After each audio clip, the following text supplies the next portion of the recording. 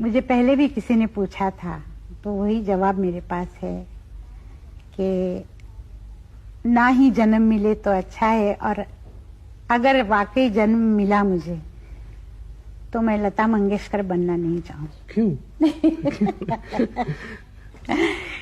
नहीं, मुझे लता मंगेशकर की जो तकलीफें हैं वो उसको ही पता है।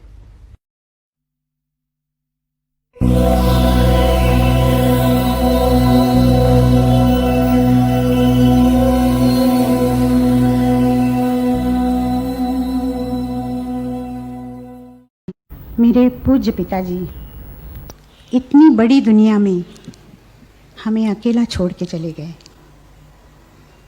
परंतु मैंने उन्हें हमेशा ही अपने पास पाया है।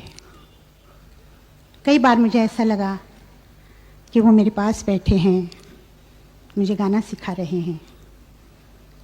अगर कभी मुझे किसी बात का डर लगता था तो लगता था जैसे वो मेरे सर पे हाथ रख के कह रहे हैं, डरो नहीं लता, मैं हूँ। इसी तरह हमारे 50 वर्ष गुजरे हैं। अगर वो मेरे पास नहीं होते तो सोचिए, मुझ जैसी एक बहुत ही छोटी सी गायिका, क्या उसे इतनी शोहरत, इज्जत मिलती? मुझे नहीं लगता।